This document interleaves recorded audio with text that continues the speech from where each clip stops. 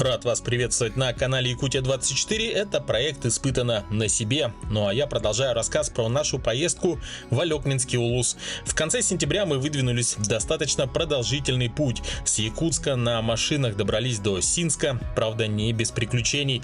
У машины вылетела шаровая на выезде из оврага, но общими усилиями мы устранили поломку. Далее мы пересели на две лодки и, пройдя около 180 километров, добравшись до устья реки Туолба и сменив редукторы на водометы, мы поднялись еще на 140 километров по красивой таежной реке.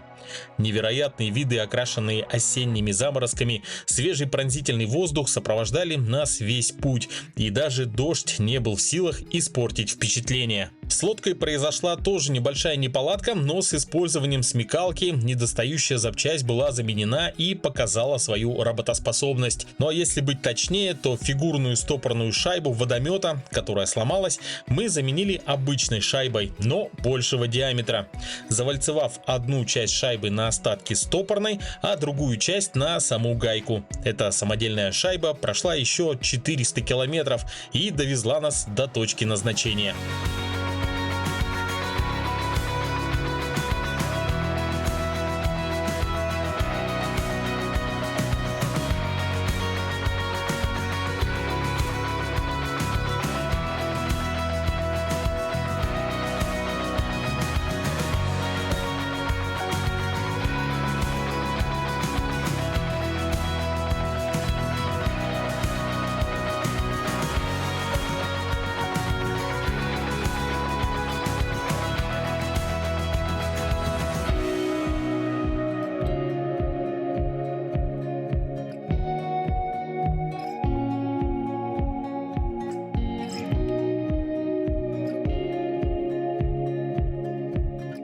Новый день, новые впечатления.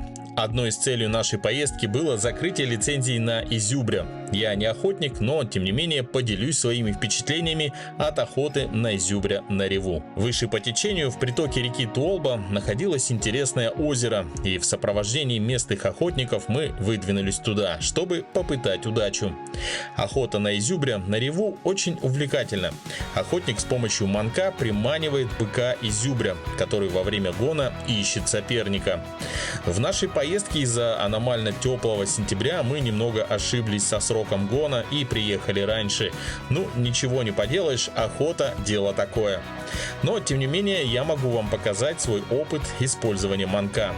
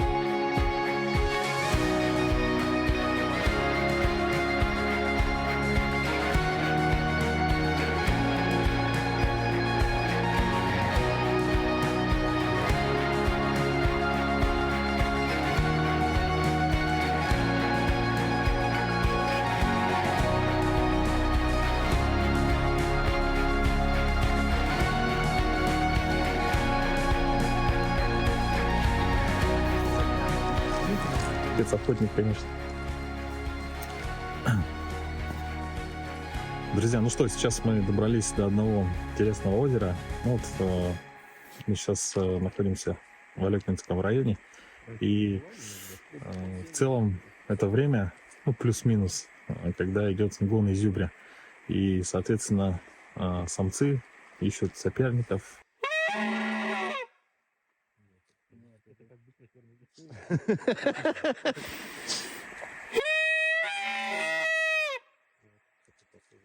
Более-менее, да? О, вот это более-менее. Сейчас, подождите, у нас съемка.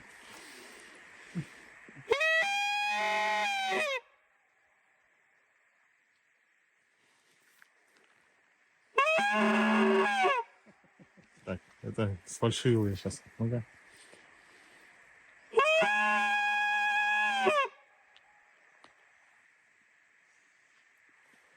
А самка, по-моему, чуть-чуть, да, делает? Нет. Свистит? Не так? Так это ля-бемоль.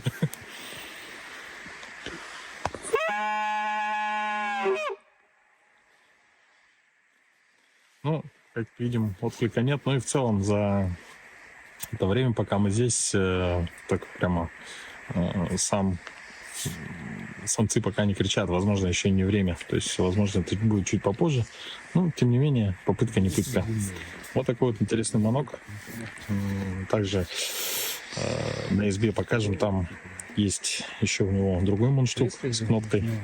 Вот. Но в целом такой вот интересный, очень красивый, я бы сказал. Можно сравнить с музыкальным инструментом на самом деле. Такая вот красивая вещь.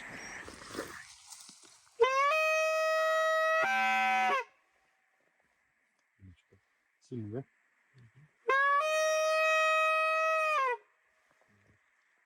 А? Ну, тут, наверное, слабо.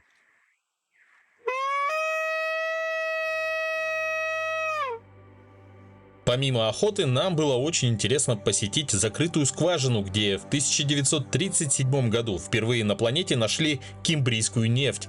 На минуточку, это слои породы возрастом более 500 миллионов лет, и до открытия кембрийской нефти на Туолбе ученые вообще отрицали само существование такой возможности.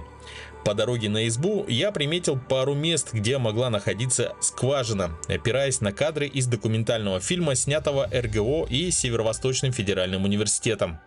Нам посчастливилось познакомиться с Николаем, который и возил тогда съемочную группу. Именно он подсказал, где находилась скважина, и наша цель стала еще ближе и осуществимее.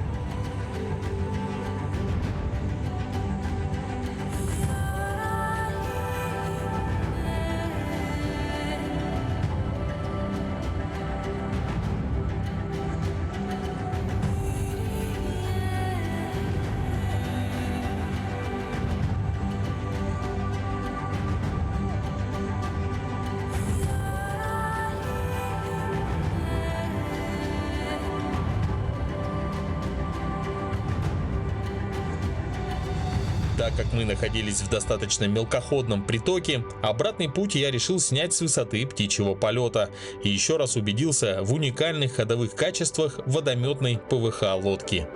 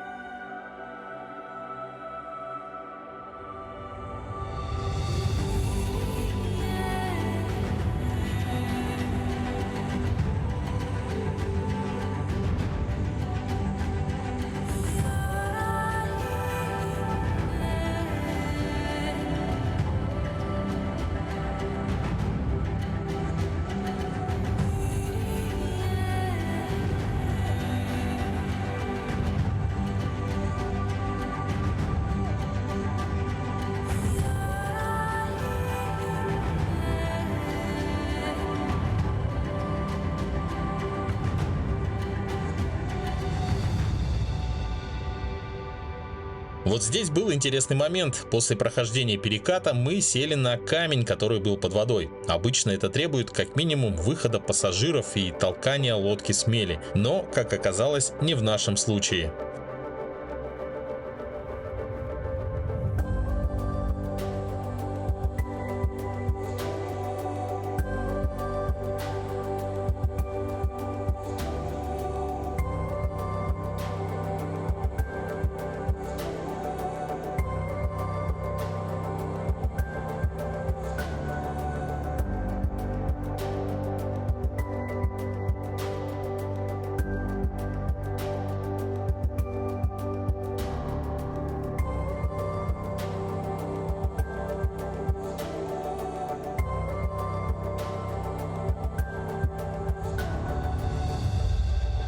Водометчикам интересна будет практика использования рулевого редуктора в связке с электроусилителем.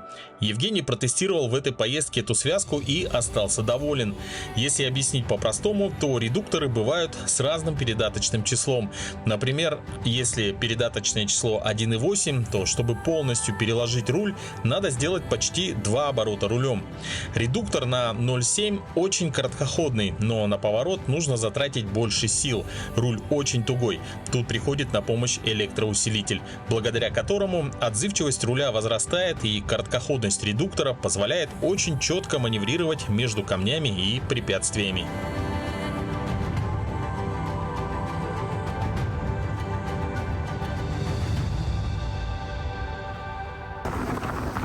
Ребята, я официально заявляю, электроруль — это сила.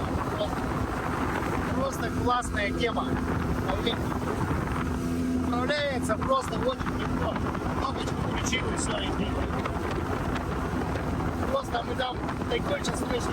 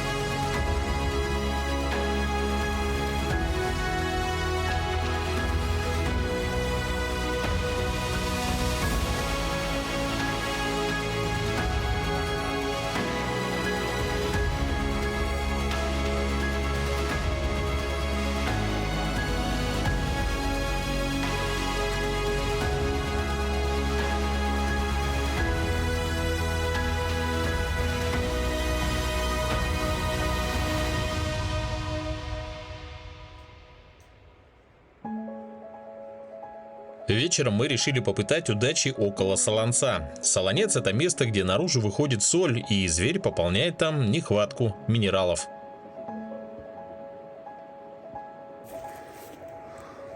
Видишь, это как? Это что не вылизывает. Солонец. Видишь? Тут свежих следов нету, старые. Старый приходил, вот они, мелкие. Вот, а здесь лабус. Засидка, да? Ну, с той стороны зайди.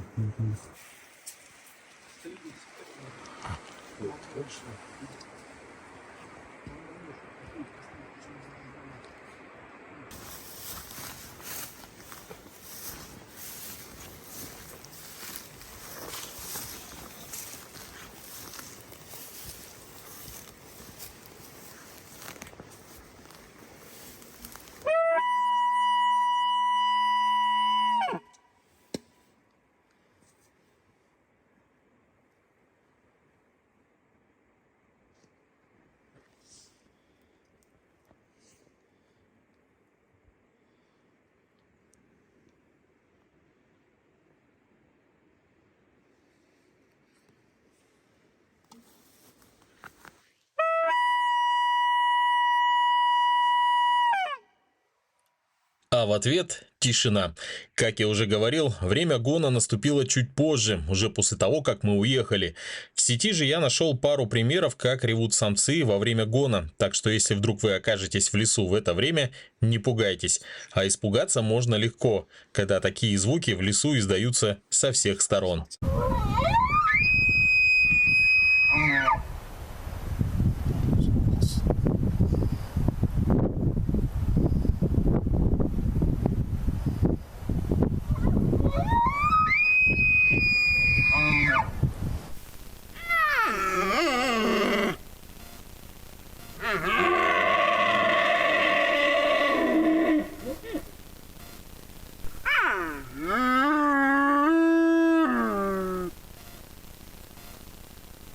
Ну и закрывая тему охоты, как я и обещал, небольшой обзор других манков. В избе лежали вот такие вот манки.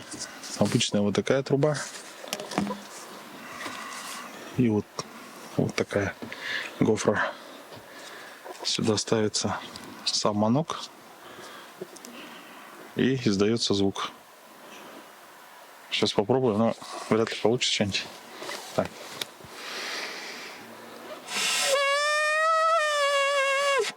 Это, видимо, хозяин должен знать, как им пользоваться.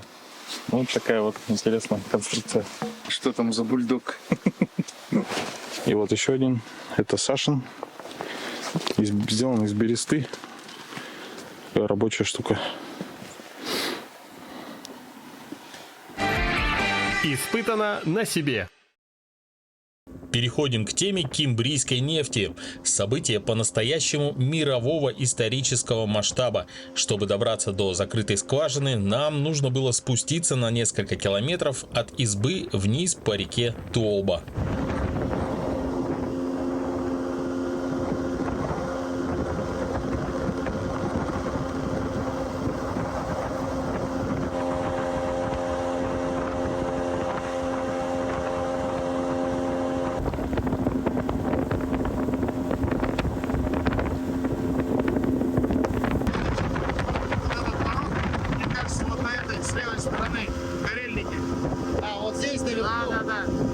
Это скалка. Давай здесь. Вот слева станем. Вот здесь слева. Вокруг не выходи, там не поднимемся. Здесь еще можно подняться, да? Перед тем, как поехать на реку Туолба, я особо о ней много информации не знал. Но Евгений мне посоветовал, сказал: Руслан, это река исторического, может, мирового масштаба, может быть, даже планетарного. И когда я уже познакомился с информацией, оказалось, что это правда. Дело в том, что здесь в 1937 году обнаружили впервые на планете Земля кимбрийскую нефть. Это очень древняя нефть. И вообще до этого момента ученые не верили. То есть они говорили, такого быть не может. Но Василий Синюков, студент, геолог, то есть молодой человек, он целенаправленно искал нефть в Якутии. Вообще, все было такое, знаете, волей случая. Василий Синюков должен был отправляться домой, ничего не найдя, не обнаружив здесь, и его пароход задержался на 2 недели, на котором он должен был отплыть из города Якутска. И вот этот временной отрезок позволил ему обнаружить, сделать вот это открытие. Дело в том, что по слухам здесь охотник Алексей Григорьев, его звали, он обнаружил на берегу реки Туолба черные камни, которые имели специфический запах. И мало того, что они имели этот запах, они еще и горели. Черные камни. И по этой информации Василий Синюков с ним познакомился, и этот охотник показал ему место. Перед информацией изучить у меня было времени совсем мало перед поездкой, я узнал буквально за день до выезда, и поэтому точный координат именно как бы вот этого места не было. Я посмотрел фильм, который сняли в 2020 или 2022 году. Была экспедиция Русского географического общества совместно с Северо-Восточным федеральным университетом. И там вот по кадрам как-то я чуть-чуть запомнил местность. И в целом по километражу ориентир был. И вот мы когда проезжали здесь, я пометил эту точку, думал, она одна из, там у меня было 3 варианта, одна из 3 прямо мест, где, возможно, находится та скважина. И нам еще помогли местные жители, подсказали, где поточнее это находится. И в целом уже как бы практически с вероятностью в 90% мы прибыли на это место. Еще есть подтверждение этому. Тут на берегу реки мы нашли вот такую трубу.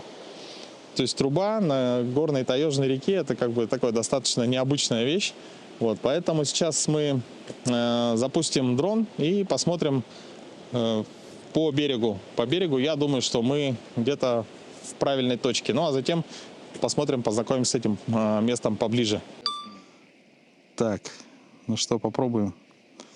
Значит, у нас здесь порог.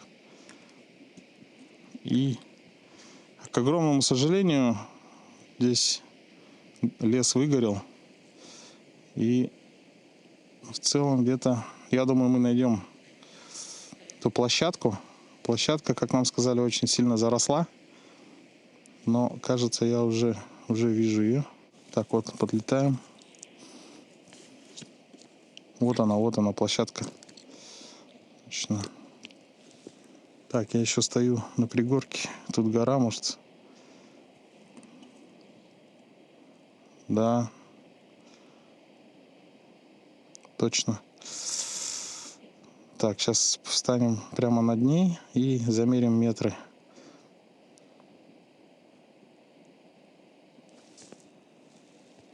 Отсюда недалеко, оказывается, 140 метров. Совсем близко. Друзья, ну это очень, на самом деле, волнительно, потому что, как сказать, то есть мы сейчас видим прямо историю. И в республике, где, казалось бы, нефтедобыча, она очень развита, но вот стоять здесь и на том месте, где нашли впервые на планете Земля кембрийскую нефть, вообще сравнивают это с обнаружением внеземной жизни на других планетах. О, там еще что-то есть в лесу.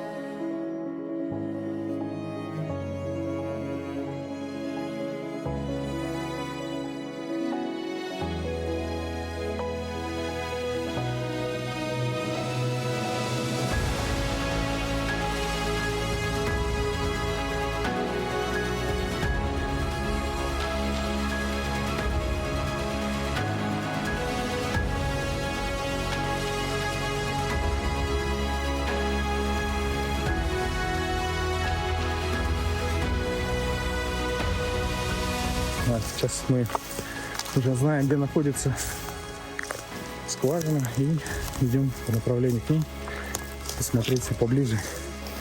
Лежат бочки. Ой.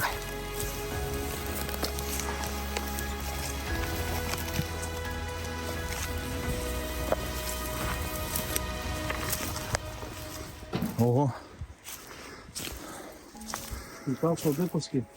Как вообще такой, да? Привезли сюда в те годы. Сюда поднять ее, да? Мне кажется, пароходом затаскивали по большой воде.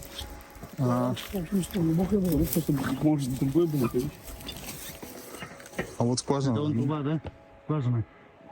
Смотри. Это бурильный станок, буровая.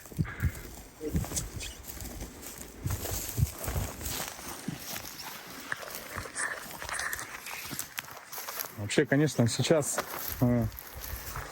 мы там добрались сюда за 2 дня, за 3, если быть точнее, то представьте в те года, что стоило добраться, во-первых, сюда, а тут еще обнаружить и еще и завести столько оборудования.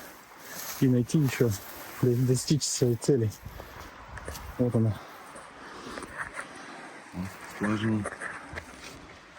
Запечатана. Ага. Вот такая вот. Можно прикоснуться к истории.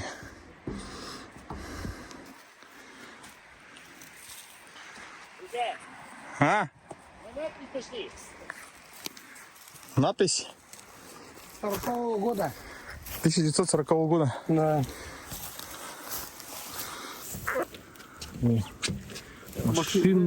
Машинно-строительный завод, город Кунгур. Кстати, по-моему, тоже смотрел информацию, то, что первая в мире кембрийская нефть была добыта именно с этого, города, буровой. Тоже там гордятся.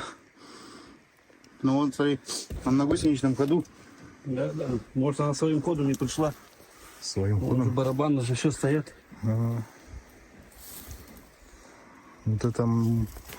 Вот это цепи. Смотри, какие звезды.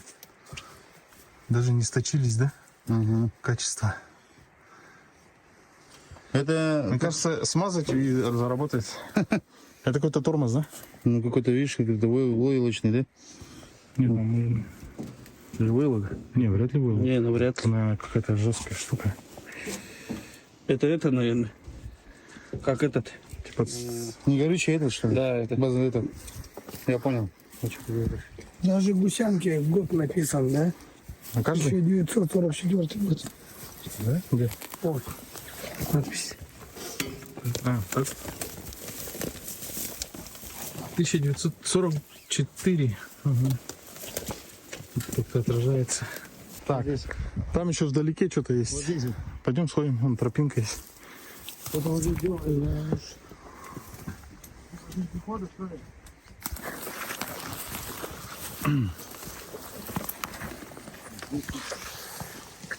Вообще, в целом, это такой очень значимый объект. В целом его можно, наверное, я так думаю, сделать как один из мест для туризма, для посещения. Ого! Такая? Да. Ой. Ну, машиностроительный завод, город. Город Кунгур. 40-й год. Получается, в 37-м обнаружили, потом все уже завезли, да? Ну да. И разработали.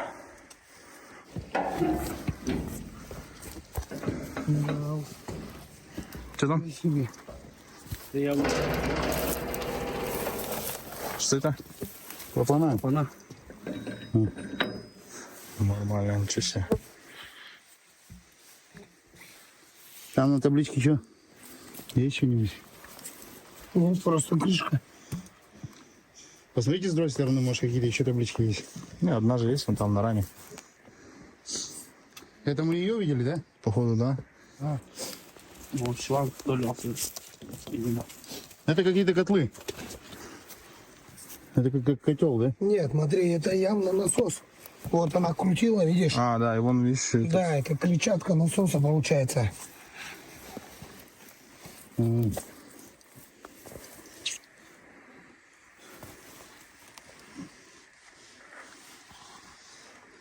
это вам не трактор, да? Это что-то. Главное, еще колеса железные, да, впереди. Да. Ну, а где тут шиномонтаж-то далеко? Да, вот как-то даже сложно представить, что здесь на глубине 300 метров есть нефть. Нефть древнейшая, кембрийская. Бурит камни. Да. А, вот это что ли сама дробилка, что ли? Да, да, да. А, точно, вот этот наконечник, наверное, да? Ну,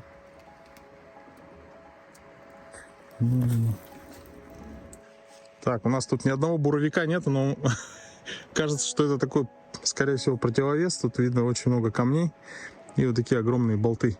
Скорее всего, это был такой, как бы, часть подъемной установки, чтобы вытаскивать трубы. Ну, считайте, 300 метров. 300 метров.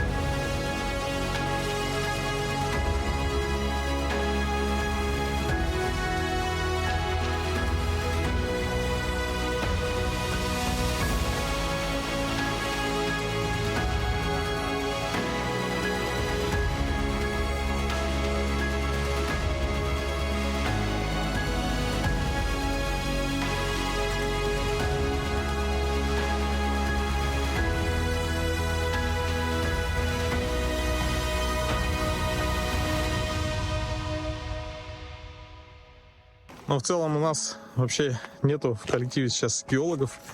Но, грубо говоря, надо отметить, что вот эта река Толба, она, ну, имеет, как, наверное, все реки свои какие-то интересные характеристики, интересные особенности. И вот я что заметил, мы поднимались по Толбе, и в одном месте были раскиданы крупные большие черные камни. Вот, тоже достаточно необычно. Вот сейчас я нашел здесь такой вот тоже выбивающийся из общей гармонии красок палитры. Вот такой черный камень. Возможно, это они и есть, но пахнет он тиной, как бы водой. Так я его достал из воды. Но Евгений еще рассказал, что местные жители называли эти камни порохтах, то есть от слова порох, потому что эти камни, когда их бросаешь в костер, они горели и давали тепло. Вот такая вот интересная информация. Вот такая познавательная поездка у нас получилась. Надо отметить, что пока мы были на Толбе, там стояла хорошая погода. А вот со дня отъезда прямо с утра стало пасмурно, а затем, когда мы уже шли по Лени, постоянно шел дождь. Из интересных наблюдений на обратном пути на подходе к Синску я увидел интересные скалы, по красоте ничем не уступающие ленским столбам. Конечно, они таковыми и являются, но просто в этой стороне я был впервые. В завершении хотелось бы пожелать беречь природу, относиться к ней бережно, чтобы сохранить ее в таком виде для следующих поколений. Это был проект «Испытано на себе» на канале Якутия-24.